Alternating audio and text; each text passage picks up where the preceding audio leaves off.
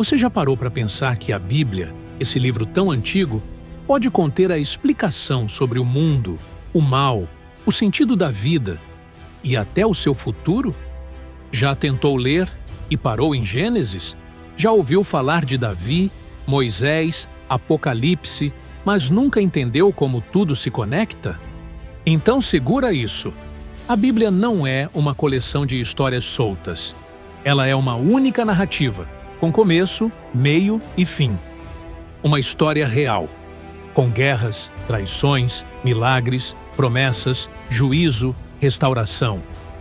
E no centro de tudo, um plano, o plano de salvação. Neste vídeo, você vai finalmente entender a Bíblia inteira, de Gênesis ao Apocalipse, explicada de forma clara, profunda e em ordem cronológica. Você vai descobrir por que Deus criou o mundo, como tudo deu errado, o que a cruz realmente significa e o que ainda está por vir. Se você nunca entendeu a Bíblia, ou até se acha que já entendeu, assista até o fim, porque essa história é sobre você.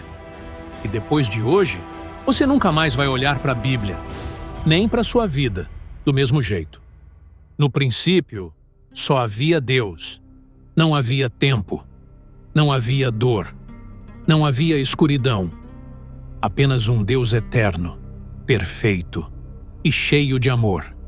E então, Deus falou: haja luz. E a luz brilhou. Com sua voz, ele criou tudo o que existe: os céus, a terra, os oceanos, as estrelas, os animais. E por fim, o ápice da criação, o ser humano. Adão e Eva foram criados à imagem de Deus, com liberdade, propósito e intimidade com o Criador. Eles andavam com Deus. Não havia culpa, medo ou morte. Mas o amor só é verdadeiro quando existe escolha. E Deus deu uma árvore, um limite, um teste de confiança. A serpente, símbolo do inimigo, mentiu. Disse que o homem podia ser como Deus, sem Deus. E Adão e Eva desobedeceram. O pecado entrou. A relação foi quebrada, a terra amaldiçoada e o ser humano expulso do jardim. Mas Deus não desistiu. Mesmo na queda, ele declarou uma promessa: da descendência da mulher nascerá um que esmagará a cabeça da serpente. Adão e Eva tiveram filhos, e os filhos dos filhos encheram a terra. Mas o pecado também se multiplicou. A violência aumentou. O coração humano se afastava cada vez mais de Deus, até que chegou o tempo em que a terra estava tão corrompida que Deus decidiu agir. Destruirei tudo o que tem fôlego de vida. Mas havia um homem, Noé, um homem justo, íntegro, que andava com Deus. Deus o chamou, mandou construir uma arca, um grande barco de salvação. Por mais de 100 anos, Noé pregou, avisou, martelou. E no fim, ninguém acreditou, exceto sua família. Então veio o dilúvio. Águas cobriram a terra, mas a arca flutuava, guardando dentro dela a promessa de um novo começo. Noé, sua esposa, seus filhos e suas noras, 8 pessoas, recomeçaram a história da humanidade. E quando as águas baixaram, Noé adorou a Deus. E Deus fez uma nova aliança. Nunca mais destruirei a terra com um dilúvio. E colocou o arco-íris nos céus como sinal. A mensagem era clara. Deus julga o pecado, mas sempre oferece uma porta de escape.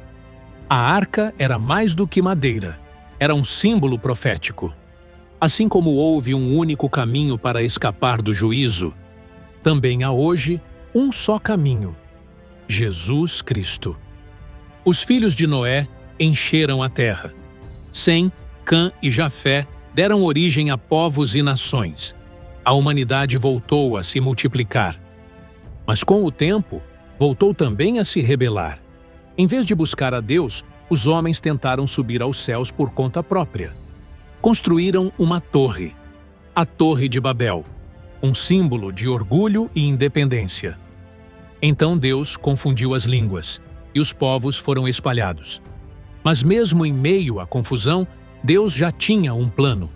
Ele escolheria um homem, e desse homem viria uma nação separada. E dessa nação viria o Salvador do mundo. O nome desse homem era Abrão, um homem comum de uma família idólatra. Mas Deus o chamou e disse: sai da tua terra, da tua parentela, e vai para a terra que eu te mostrarei. Farei de ti uma grande nação. Em ti serão benditas todas as famílias da terra. Abrão obedeceu, e essa obediência mudou a história. Deus fez uma aliança com ele. Prometeu um filho, mesmo com ele e sua esposa sendo idosos. Mas, antes que a promessa se cumprisse, Abraão teve um filho com uma serva egípcia chamada Agar. O nome do menino era Ismael. Esse filho também se tornaria pai de uma grande nação, e a sua história se entrelaça com o destino de povos inteiros até hoje. Mas essa parte da história você pode conferir em outro vídeo aqui no canal. Alguns anos depois, veio o filho da promessa, Isaque. Isaque teve 2 filhos, Esaú e Jacó. Deus escolheu Jacó e mudou seu nome para Israel. Jacó teve 12 filhos, e desses filhos nasceram as 12 tribos de Israel. Mas o plano de Deus passaria por algo ainda maior. O penúltimo filho de Jacó, José, foi vendido como escravo por seus próprios irmãos. Mas o que parecia uma tragédia era parte do plano. José foi levado ao Egito. Lá Deus o exaltou. E quando veio a fome, foi ele quem salvou sua família. A promessa estava viva, mesmo no Egito. Mesmo em meio à escravidão que viria depois, Deus estava conduzindo tudo para o cumprimento de sua aliança. O tempo passou. A família de Jacó cresceu no Egito e se transformou em um povo numeroso. Mas aquele povo que havia sido acolhido se tornou uma ameaça aos olhos dos egípcios. E então Israel foi escravizado. Por mais de 400 anos, os filhos da promessa viveram oprimidos. E clamavam: Deus, até quando? Deus ouviu e respondeu com um libertador, Moisés. Moisés havia sido criado no palácio de Faraó, mas Deus o chamou do deserto para uma missão impossível. Vá ao Faraó e diga: deixa o meu povo ir. Faraó resistiu. Deus enviou pragas, uma a uma, até que o Egito se dobrou. Na última noite, Deus deu instruções claras. Cada família deveria sacrificar um cordeiro e marcar os umbrais das portas com seu sangue. Quando eu vir o sangue, passarei por cima. Nascia ali a Páscoa. E naquela madrugada, o povo de Deus foi liberto. Mas o inimigo não desistiu. Faraó perseguiu os hebreus até o mar. Foi então que Deus abriu o impossível. O mar vermelho se abriu. O povo passou a seco. O exército egípcio foi destruído. Deus havia vencido. No deserto, Deus guiou seu povo com nuvem de dia e fogo à noite. E no Monte Sinai, ele fez uma aliança. Deus entregou as tábuas da lei, 10 mandamentos que mostravam o que é justo, santo e bom. Mas também revelavam algo mais profundo. O coração humano estava manchado pelo pecado. O povo murmurava, desobedecia, se rebelava. Mesmo vendo milagres, seus corações eram duros. Foi então que Deus instituiu o tabernáculo, um lugar de adoração, com sacrifícios diários. Ali, o pecado era coberto, mas não removido. Era apenas uma sombra, um sinal. O sangue de animais não podia limpar de verdade, mas tudo apontava para o que viria. Um sacrifício perfeito. Um cordeiro sem defeito. Deus estava ensinando o povo que só há salvação por meio do sangue e que a libertação externa era só o começo. Ele queria libertar os corações. Depois de 40 anos no deserto, o povo finalmente chega à beira da terra que Deus havia prometido a Abraão. Uma terra que manava leite e mel. Moisés não entra. Ele morre olhando para a promessa. Mas o Senhor levanta Josué para conduzir o povo à conquista. Eles atravessam o rio Jordão. E as muralhas de Jericó caem com um grito de fé. As tribos se espalham pela terra. Mas logo surge um problema. O povo esquece o Senhor. Sem um líder forte, cada um fazia o que achava certo aos próprios olhos. E assim começa um tempo de ciclos. Pecado, opressão, arrependimento, livramento e pecado novamente. Foi o período dos juízes, homens e mulheres levantados por Deus para libertar o povo, como Débora, Gideão e Sansão. Mas a instabilidade era constante. E o povo pede um rei. Queremos ser como as outras nações. Deus permite. E então surge Saul, o primeiro rei de Israel. Alto, forte, mas desobediente. Depois dele, Deus escolhe Davi, um jovem pastor de ovelhas, com o coração segundo o coração de Deus, e faz a ele uma nova promessa. Da tua descendência levantarei um rei que reinará para sempre. Davi reina com coragem, fé e arrependimento. Apesar de seus pecados, ele nunca abandona o Senhor. Seu filho Salomão herda o trono. Constrói um templo glorioso. A sabedoria de Deus atrai reis e rainhas do mundo todo. Mas no final da vida, Salomão também se desvia e o reino se divide. Israel ao norte, Judá ao sul. 2 reinos, 2 caminhos e um povo que aos poucos se afasta da voz de Deus. Ele levantou homens com fogo nos ossos, vozes solitárias em meio a uma geração rebelde, profetas. Isaías teve uma visão do trono de Deus, alto e exaltado, e ouviu os anjos clamando: Santo, Santo, Santo é o Senhor dos exércitos. E mesmo assim, o povo não se quebrantava. Jeremias chorou enquanto anunciava a destruição. Ele foi preso, humilhado, mas não parou de clamar: Voltai ao Senhor, enquanto é tempo. Ezequiel viu uma carruagem flamejante, o Espírito de Deus se movendo para longe do templo. Teve visões de juízo, mas também de restauração. Ele viu um vale de ossos secos, e Deus disse: Filho do homem, profetiza, e os ossos voltarão à vida. Daniel, ainda jovem, foi levado para a Babilônia como cativo. Mas lá, mesmo no meio do império, se recusou a se contaminar. Foi lançado na cova dos leões e saiu ileso. Ele viu reinos caindo e um reino eterno se levantando, o reino do Filho do Homem. Cada profeta clamava, advertia, chorava. Mas o povo endurecia o coração. Até que o juízo chegou. O reino do norte, Israel, foi invadido pela Assíria e desapareceu. O reino do sul, Judá, foi levado cativo pela Babilônia. Jerusalém foi queimada. O templo foi destruído. E os sobreviventes choraram à beira dos rios da Babilônia, perguntando: Como cantaremos ao Senhor em terra estrangeira? Pela aparência, tudo havia terminado, mas não para Deus. Mesmo no exílio, ele continuava falando. Ele prometia: Eu trarei vocês de volta. Farei uma nova aliança. Darei um novo coração. Derramarei o meu espírito. E assim, depois de 70 anos, um remanescente voltou. Reconstruíram os muros, reergueram o templo. Mas algo estava diferente. A glória não havia voltado. Era como se tudo estivesse sendo preparado. O templo estava de pé, o altar reconstruído, mas o céu permanecia em silêncio. Por 400 anos não houve profeta, nem visão, nem palavra revelada. Mas quando o céu está em silêncio, é porque algo grandioso está prestes a acontecer. 400 anos se passaram. E então Deus falou novamente.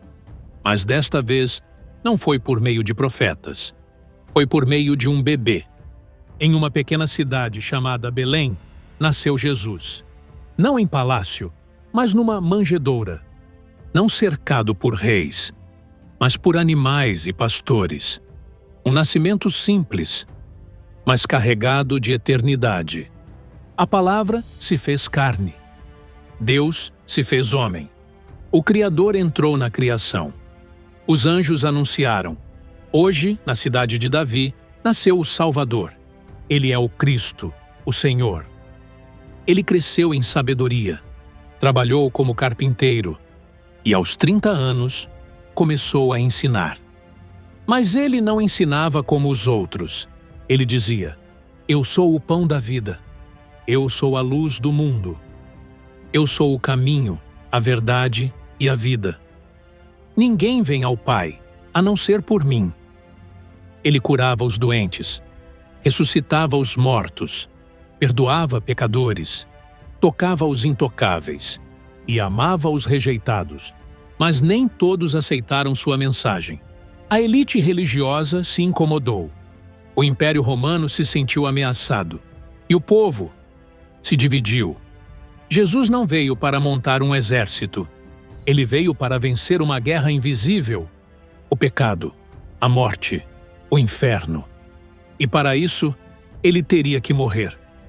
Jesus sabia exatamente por que tinha vindo. Ele não foi surpreendido pela traição, pela cruz ou pela morte.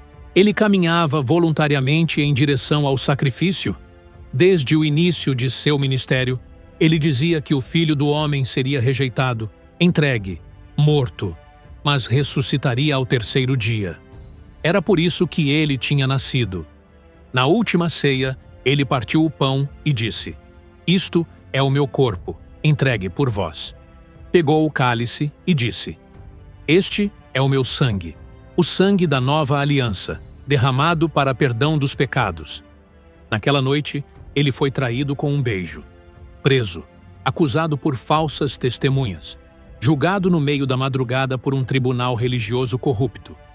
Foi espancado, cuspido, ridicularizado. Colocaram uma coroa de espinhos sobre sua cabeça, um manto escarlate em seus ombros e zombaram: salve, Rei dos Judeus! Ele foi entregue a Pilatos, que, mesmo não encontrando culpa alguma, lavou as mãos e permitiu que a multidão decidisse. E eles gritaram: crucifica-o! Jesus carregou a cruz pelas ruas de Jerusalém. Caiu, foi empurrado, sangrava, e mesmo assim não disse uma palavra contra ninguém. Quando chegou ao monte, chamado Gólgota, cravaram-lhe as mãos e os pés no madeiro, e o suspenderam entre o céu e a terra. Ali, pendurado, Jesus não apenas sofria fisicamente, ele carregava o pecado de toda a humanidade. Cada mentira, cada adultério, cada injustiça, cada medo, cada vergonha, tudo foi colocado sobre ele. E então ele clamou: Pai, perdoa-lhes. Eles não sabem o que fazem. O meu Deus, por que me abandonaste? E por fim, está consumado. Naquele instante, o véu do templo se rasgou de alto a baixo. A terra tremeu. Sepulcros se abriram. E quem estava atento sabia. Algo cósmico havia acontecido. Jesus morreu. O corpo foi colocado em uma tumba emprestada. A pedra foi selada. Guardas foram colocados à porta. O inferno parecia ter vencido. Mas foi só por 3 dias. Na madrugada do terceiro dia, o céu se moveu. Um terremoto sacudiu a terra. A pedra foi removida. O túmulo estava vazio. Anjos anunciaram: Por que buscais entre os mortos aquele que vive? Ele ressuscitou. Jesus apareceu a Maria Madalena no jardim. Depois, aos discípulos. A Tomé, que duvidava, ele mostrou as marcas nas mãos. A 2 viajantes a caminho de Emaús, ele explicou as Escrituras. E seus corações ardiam. A ressurreição mudou tudo. Não foi só o corpo de Jesus que saiu da sepultura. Foi a esperança da humanidade.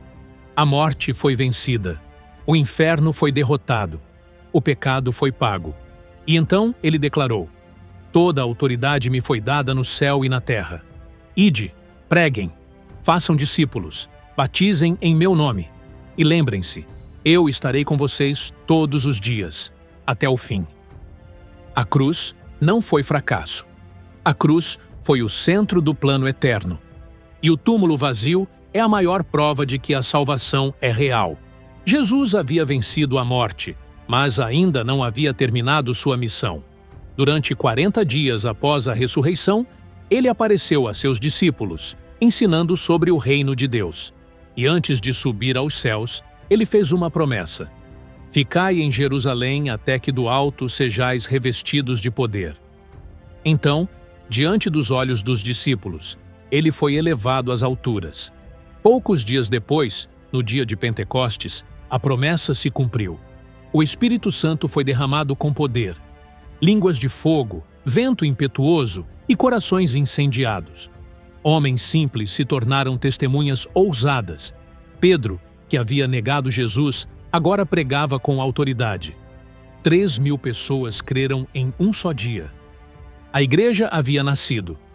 E ela não era um templo de pedra. Era feita de gente transformada. Gente cheia do Espírito, vivendo em unidade, partilhando o pão, ajudando os pobres e anunciando o Evangelho com coragem. Mas, com o crescimento, veio a perseguição. Estevão foi apedrejado. Tiago, morto à espada. Mas quanto mais tentavam calar os cristãos, mais o Evangelho se espalhava. E então surge um personagem improvável: Saulo de Tarso, um perseguidor implacável da igreja. Mas no caminho para Damasco, ele é derrubado por uma luz. Ouve a voz de Jesus. E ali, o perseguidor se torna apóstolo. Paulo, o maior missionário da história. Ele levou o Evangelho à Ásia, à Grécia, a Roma, fundou igrejas, escreveu cartas, enfrentou prisões, naufrágios, açoites, tudo por amor a Cristo. O mundo nunca mais seria o mesmo. A mensagem da cruz começou a alcançar povos, línguas e nações. E essa mensagem chegou até nós, porque 2000 anos depois, a mesma chama ainda arde, o mesmo Espírito ainda habita, a mesma salvação ainda está disponível. O último livro da Bíblia não fala apenas do fim, ele fala do propósito. Apocalipse é uma revelação. A cortina do céu se abre, e João, o apóstolo exilado, é arrebatado em espírito para ver realidades que olhos humanos jamais poderiam imaginar.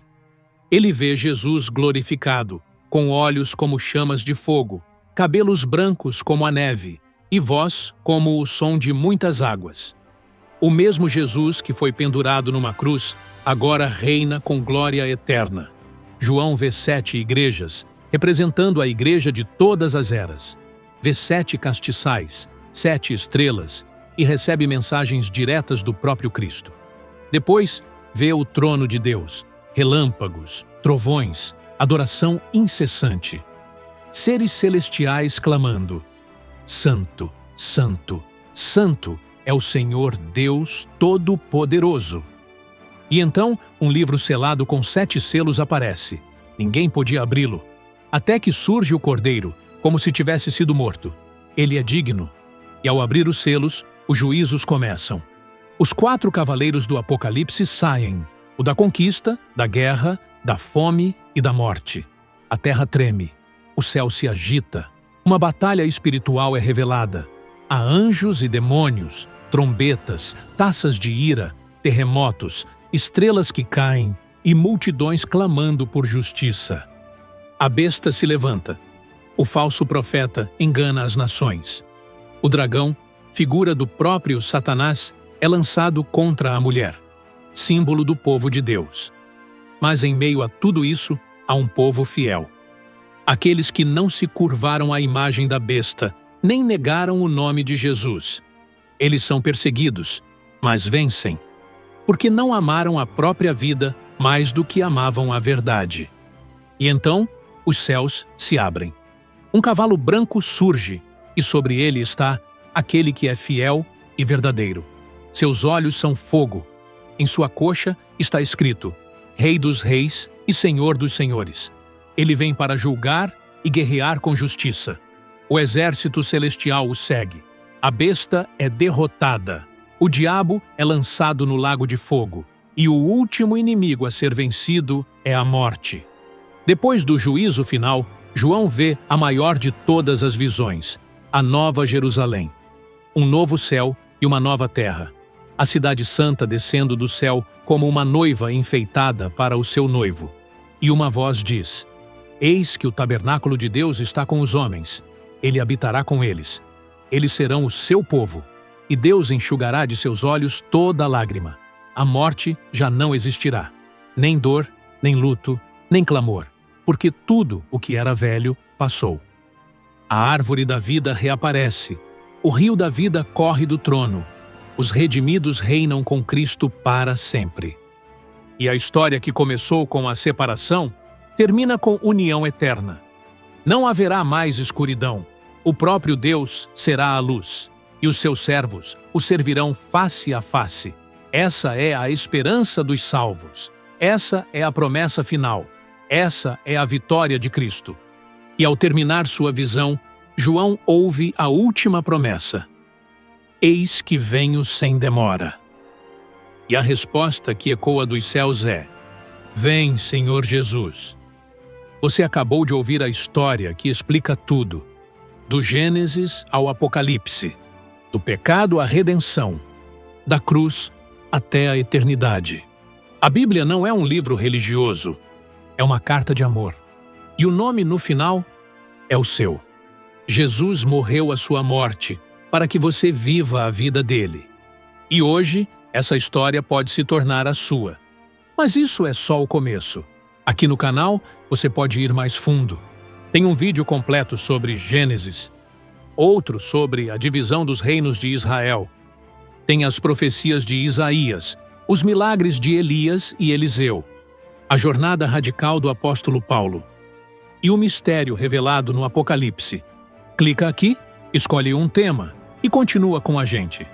Porque quando você entende a Bíblia, você entende a vida e nada mais será igual.